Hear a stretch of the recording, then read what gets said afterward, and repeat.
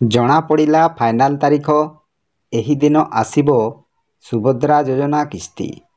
ତ ଆପଣମାନେ ରେଡ଼ି ହୋଇ ରୁହନ୍ତୁ ଏହି ସୁଭଦ୍ରା ଯୋଜନା ଟଙ୍କା ପାଇବା ପାଇଁ। ଉପମୁଖ୍ୟମନ୍ତ୍ରୀ ନିଜେ ଘୋଷଣା କରିଛନ୍ତି।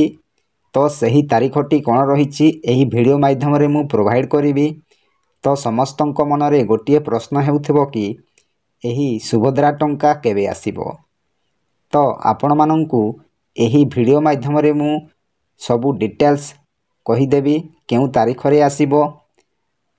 ଏହି ସୁଭଦ୍ରା ଯୋଜନାର ଆବେଦନର ଶେଷ ତାରିଖ କ'ଣ ରହିଛି ଏବଂ ସୁଭଦ୍ରା ଯୋଜନା ଯେଉଁମାନେ ପାଉଛନ୍ତି ସେମାନଙ୍କ ପାଇଁ ମଧ୍ୟ ବଡ଼ ସୂଚନା ଦେଇଛନ୍ତି ଏବଂ ଏହି ସୁଭଦ୍ରା ଯୋଜନା ଟଙ୍କା ପାଇବା ପାଇଁ କ'ଣ କରିବାକୁ ପଡ଼ିବ ସବୁ କିଛି ଡିଟେଲ୍ସ ଏହି ଭିଡ଼ିଓ ମାଧ୍ୟମରେ ମୁଁ ଆପଣମାନଙ୍କୁ ଗୋଟି ଗୋଟି କରି ବୁଝାଇଦେବି।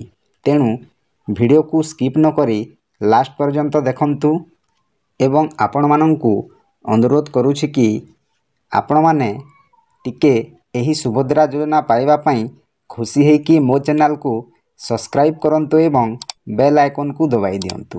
ଫଳରେ ଏହିପରି ହେଲ୍ପଫୁଲ୍ ନୂଆ ନୂଆ ଭିଡ଼ିଓ ଆପଣମାନଙ୍କ ଠାରେ ପ୍ରଥମେ ପହଞ୍ଚିବ। ତେଣୁ ଡେରି ନକରି ଚାଲନ୍ତୁ ଭିଡ଼ିଓକୁ ଷ୍ଟାର୍ଟ କରିବା। ସୁଭଦ୍ରା ଯୋଜନାକୁ ନେଇ ଆସିଲା ନୂଆ ଅପଡେଟ୍। ସୁଭଦ୍ରା ଟଙ୍କା ପାଇନଥିବା ମହିଳାଙ୍କ ପାଇଁ ଖୁସି ଖବର। ଦେଖନ୍ତୁ ଆଜ୍ଞା, ସୁଭଦ୍ରା ଯୋଜନାକୁ ନେଇ ଆସିଲା ନୂଆ ଅପଡେଟ୍। ସୁଭଦ୍ରା ଟଙ୍କା ପାଇନଥିବା ମହିଳାଙ୍କ ପାଇଁ ଆସିଲା ଖୁସି ଖବର ଏବଂ ଯେଉଁମାନେ ଟଙ୍କା ପାଇଛନ୍ତି ସେମାନଙ୍କ ପାଇଁ ମଧ୍ୟ ବଡ଼ ସୂଚନା ଦେଇଛନ୍ତି ଉପମୁଖ୍ୟମନ୍ତ୍ରୀ ପ୍ରଭାତୀ ପରିଡ଼ା। ତ ଭିଡ଼ିଓକୁ ସ୍କିପ୍ ନକରି ଲାଷ୍ଟ ପର୍ଯ୍ୟନ୍ତ ଦେଖନ୍ତୁ, ସମସ୍ତ ତଥ୍ୟ ଆପଣମାନେ ବୁଝିପାରିବେ। ଜାନୁଆରୀ 15 ପରେ ମିଳିବ ସୁଭଦ୍ରା ପ୍ରଥମ କିସ୍ତି ଚତୁର୍ଥ ପର୍ଯ୍ୟାୟ ଟଙ୍କା। ମାର୍ଚ୍ଚ 31 ଯାଏଁ ବଢ଼ିଲା ଆବେଦନ ଅବଧି। ଉପମୁଖ୍ୟମନ୍ତ୍ରୀ କହିଲେ ଗାଁର ଶେଷ ହିତାଧିକାରୀ ସୁଭଦ୍ରା ଟଙ୍କା ନ ପାଇବା ଯାଏଁ ହେବ ଆବେଦନ। କ୍ୟାବିନେଟ୍ ବୈଠକରେ ଏହାକୁ ଅନୁମୋଦନ ମିଳିଥିବା ବେଳେ ମାର୍ଚ୍ଚ 31 ସୁଦ୍ଧା ଆବେଦନ କଲେ ଏକାସାଙ୍ଗେ ଦୁଇଟି କିସ୍ତିର 10,000 ଟଙ୍କା ମିଳିବ। ଦେଖନ୍ତୁ ଆଜ୍ଞା, ଆପଣମାନେ ମଧ୍ୟ ମାର୍ଚ୍ଚ 31 ସୁଦ୍ଧା ଆବେଦନ କରନ୍ତୁ ଏବଂ ଦୁଇଟି କିସ୍ତି ଏକାସଙ୍ଗେ 10,000 ଟଙ୍କା ପାଆନ୍ତୁ।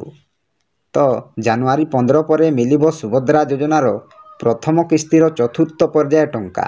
ଦେଖନ୍ତୁ ଆଜ୍ଞା, ଉପମୁଖ୍ୟମନ୍ତ୍ରୀ ପ୍ରଭାତୀ ପରିଡ଼ା କହିଛନ୍ତି ଯେ 15 ପରେ ମିଳିବ ସୁଭଦ୍ରା ଯୋଜନାର ଚତୁର୍ଥ ପର୍ଯ୍ୟାୟ ଟଙ୍କା। ମାର୍ଚ୍ଚ 31 ଯାଏଁ ବଢ଼ିଲା ଆବେଦନ ଅବଧି। ଉପମୁଖ୍ୟମନ୍ତ୍ରୀ କହିଲେ ଗାଁର ଶେଷ ହିତାଧିକାରୀ ସୁଭଦ୍ରା ଟଙ୍କା ନ ପାଇବା ଯାଏଁ ହେବ ଆବେଦନ। ଦେଖନ୍ତୁ ଆଜ୍ଞା, ସମସ୍ତଙ୍କ ପାଇଁ ଏହି ସୁଭଦ୍ରା ଯୋଜନା ଟଙ୍କା ଆବଶ୍ୟକ। ତ ସମସ୍ତ ମହିଳା ହିତାଧିକାରୀମାନେ ଏହି ସୁଭଦ୍ରା ଯୋଜନା ଟଙ୍କା ପାଇବେ ବୋଲି ଉପମୁଖ୍ୟମନ୍ତ୍ରୀଙ୍କ ଆଶା ରଖିଛନ୍ତି। ତ ସମସ୍ତେ ଆବେଦନ କରନ୍ତୁ ଏବଂ ଏହି ସୁଭଦ୍ରା ଯୋଜନା ଟଙ୍କା ପାଆନ୍ତୁ। ତ ସମସ୍ତଙ୍କ ମନରେ ଗୋଟିଏ ପ୍ରଶ୍ନ ହେଉଥିବ, ଯେଉଁମାନେ ସୁଭଦ୍ରା ଟଙ୍କା ପାଇଛନ୍ତି ସେମାନେ ବେଶ୍ ଖୁସି ଅଛନ୍ତି ଏବଂ ଯେଉଁମାନେ ସୁଭଦ୍ରା ଟଙ୍କା ଆଜି ପର୍ଯ୍ୟନ୍ତ ପାଇନାହାନ୍ତି ସେମାନେ ବହୁତ ଦୁଃଖରେ ଅଛନ୍ତି। ତ ଯେଉଁମାନେ ସୁଭଦ୍ରା ଟଙ୍କା ଏପର୍ଯ୍ୟନ୍ତ ପାଇନାହାନ୍ତି ସେମାନଙ୍କ ମନରେ ମଧ୍ୟ ଗୋଟିଏ ପ୍ରଶ୍ନ ହେଉଥିବ କି ମୁଁ କେମିତି ସୁଭଦ୍ରା ଟଙ୍କା ପାଇଥାନ୍ତି, କ'ଣ କଲେ ଏହି ସୁଭଦ୍ରା ଟଙ୍କା ଶୀଘ୍ର ଆସିବ।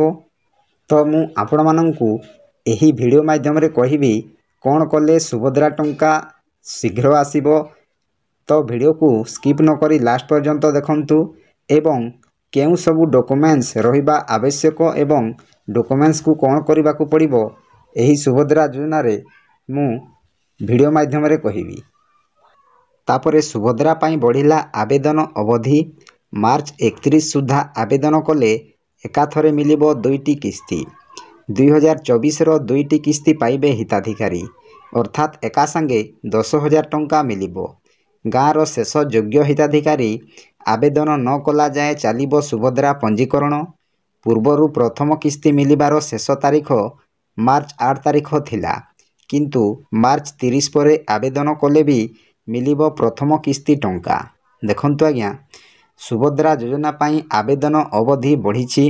ମାର୍ଚ୍ଚ 31 ସୁଦ୍ଧା ଆବେଦନ କଲେ एकाथरे मिलिबो दुईटी किस्ती। देखंतु आज्ञा मार्च 31 तारिख सुधा जदि आपण माने आवेदन करूछंती तो एकाथरे के मिलिबो दुईटी किस्ती। तो आपण माने 10,000 टंका पाइबे। तापरे 2024 रो दुईटी किस्ती पाइबे हिताधिकारी। देखंतु आज्ञा 2024 रो दुईटी किस्ती पाइबे हिताधिकारी अर्थात एका संगे 10,000 टंका मिलिबो। देखंतु आज्ञा जेउ माने मार्च 31 सुधा आवेदन करूछंती एकाथरे के मिलिबो 10,000 टंका।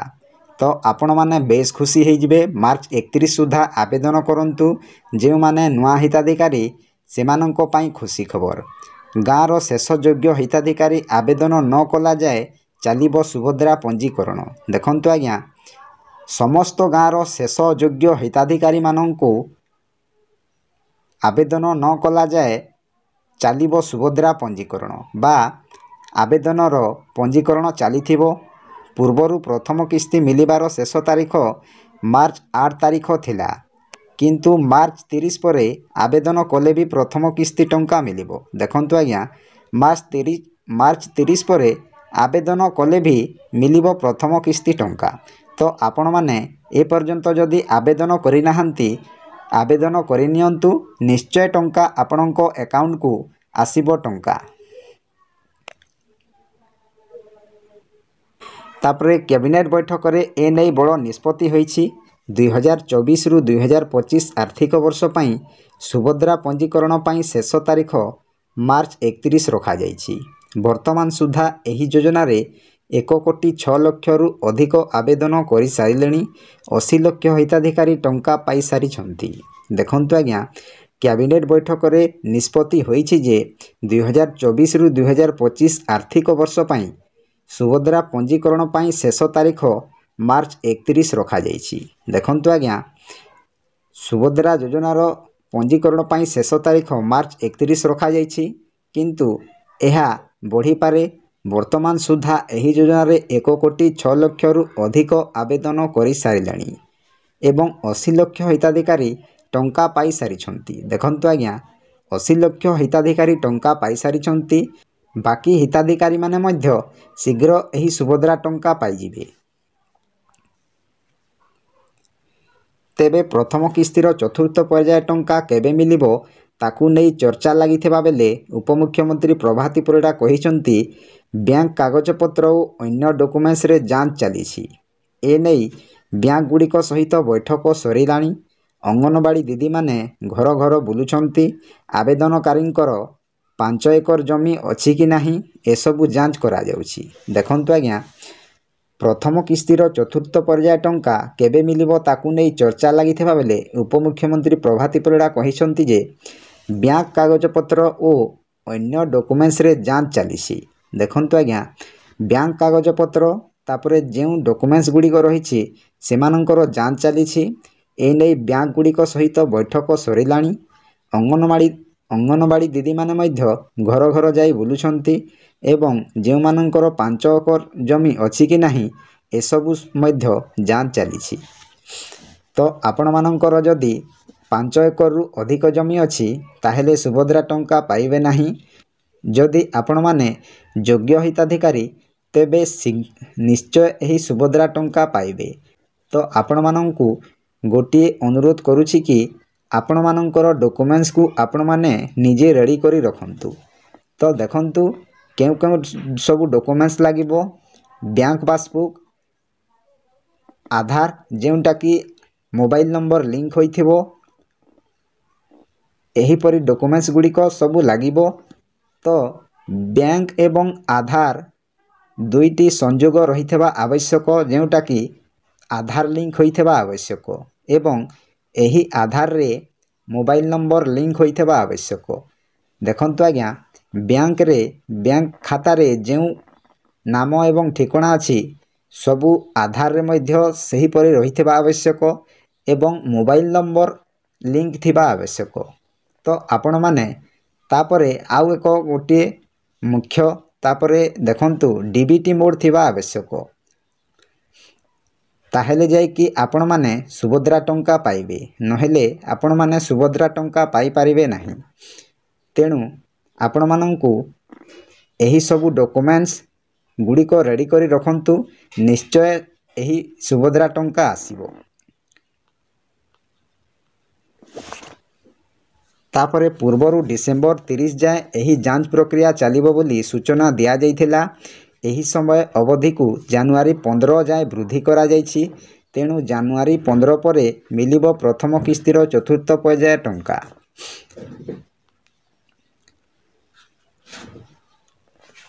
ଆବେଦନ, ପଞ୍ଜୀକରଣ ଓ ଟଙ୍କା ଉଠାଇବା ପାଇଁ ଅଯଥା ବ୍ୟାଙ୍କ କିମ୍ବା ଜନସେବା କେନ୍ଦ୍ରରେ ଭିଡ଼ ନ ଜମାଇବାକୁ ଅନୁରୋଧ କରିଛନ୍ତି ଉପମୁଖ୍ୟମନ୍ତ୍ରୀ। ଯୋଗ୍ୟ ହିତାଧିକାରୀ ହକ୍ ନ ପାଇବା ଯାଏ ଏହି ପ୍ରକ୍ରିୟା ଚାଲିବ ବୋଲି ସେ କହିଛନ୍ତି। ଦେଖନ୍ତୁ ଆଜ୍ଞା, ଆବେଦନ, ପଞ୍ଜୀକରଣ ଓ ଟଙ୍କା ଉଠାଇବା ପାଇଁ ଅଯଥା ବ୍ୟାଙ୍କ କିମ୍ବା ଜନସେବା କେନ୍ଦ୍ରରେ ଭିଡ଼ ନ ଜମାଇବାକୁ ଉପମୁଖ୍ୟମନ୍ତ୍ରୀ କହିଛନ୍ତି। ତାପରେ ଯୋଗ୍ୟ ହିତାଧିକାରୀ ହକ୍ ନ ପାଇବା ଯାଏ ଏହି ପ୍ରକ୍ରିୟା ଚାଲିବ ବୋଲି ସେ କହିଛନ୍ତି। ଦେଖନ୍ତୁ ଆଜ୍ଞା, ସମସ୍ତ ଯୋଗ୍ୟ ହିତାଧିକାରୀ ସେମାନେ ଯଦି ପାଇବାର ହକ୍ ଅଛି ତେବେ ନିଶ୍ଚୟ ଏହି ସୁଭଦ୍ରା ଯୋଜନାର ଆବେଦନ ଚାଲିବ ଏବଂ ସେମାନେ ନିଶ୍ଚୟ ଏହି ସୁଭଦ୍ରା ଟଙ୍କା ପାଇପାରିବେ। ତ ଏହା କହିଛନ୍ତି ଉପମୁଖ୍ୟମନ୍ତ୍ରୀ ପ୍ରଭାତୀ ପରିଡ଼ା। ତ ଏହା ଥିଲା ଆଜିର ଛୋଟିଆ ଅପଡ଼େଟ୍। ଆପଣମାନଙ୍କୁ କେମିତି ଲାଗିଲା ନିଶ୍ଚୟ କମେଣ୍ଟ ମାଧ୍ୟମରେ ଜଣାଇବେ। ଯଦି ଆପଣଙ୍କ ମନରେ କୌଣସି ପ୍ରଶ୍ନ ଅଛି ତେବେ କମେଣ୍ଟ ସାହାଯ୍ୟରେ କମେଣ୍ଟ କରନ୍ତୁ, ମୁଁ ନିଶ୍ଚୟ ରିପ୍ଲାଏ ଦେବି। ଯଦି ଆପଣମାନଙ୍କୁ ଭିଡ଼ିଓଟି ଭଲ ଲାଗିଥାଏ ଗୋଟିଏ ଲାଇକ୍ କରିବେ ଏବଂ ଚ୍ୟାନେଲକୁ ନୂଆ ଆସିଥିଲେ ଗୋଟିଏ ସବସ୍କ୍ରାଇବ୍ କରି ଅଲ୍ ନୋଟିଫିକେସନ୍ ଉପରେ କ୍ଲିକ୍ କରିବେ। ତ ଭିଡ଼ିଓକୁ ଏଇଠି ଏଣ୍ଡ କରୁଛି। ଜୟ ଜଗନ୍ନାଥ।